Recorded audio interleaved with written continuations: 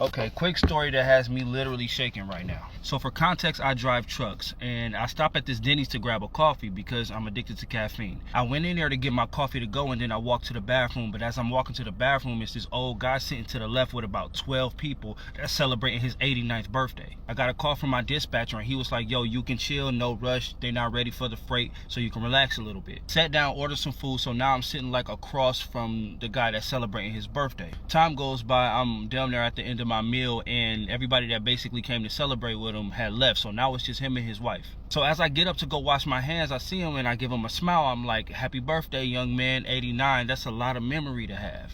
Here's the thing, I don't even know why I said that. He could have had Alzheimer's. I'm not even sure what I meant by that. Like, but that's what I said.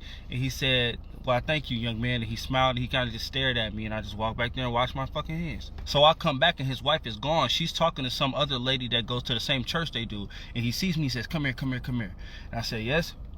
And he said, there are way too many things that I wish I could forget. And I said, yeah, man, you make it to damn near 100 years old. I'm pretty sure you got a handful of regrets. And he looked at me with the most serious look ever and said, you have no idea. Well, now I'm curious. Do tell. He said, you know, I used to be a firefighter through the 60s and 70s. I said, that's what's up. That's a very commendable job. And he said, yeah, it should be.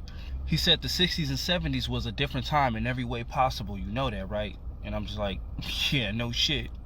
He said, back in those times, I was a way different man, and who knew that we'd get to the point where we are in society today, and I'd be feeling the way I'm feeling about the decisions that I made back in those times. So I'm like, man, if you won't fucking tell me, bro.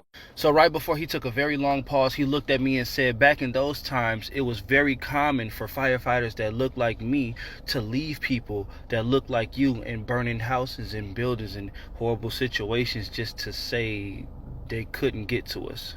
He said more times than he'd like to admit, he would hear screaming black people and children in burning buildings and houses and apartments and stores and cars, and he would literally just pretend he didn't hear it. He said his last time doing it was when he made eye contact with the baby that he deliberately went into a building to save and deliberately didn't. And he said that was the last time he did it, and he quit that year.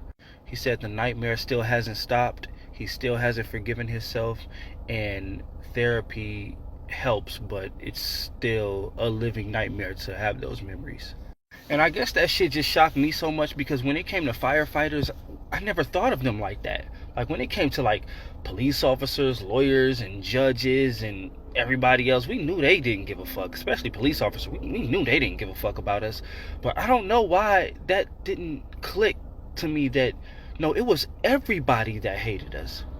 Everybody had a hand in deliberately making our lives worse. When I calmed down from being mad enough to want to pull the plug on his ass, I thought about it, and I was like, of course they did this. Of course they did this shit. Duh. Like, why was I even shocked? Like, of course. But it is something that I cannot think about for too long, because that visual of you fake going to save somebody and not saving them because of the color of their skin and the entire 911 understanding because, oh yeah, you couldn't get Jamal, oh well, just another one gone. Like, that shit, I don't know.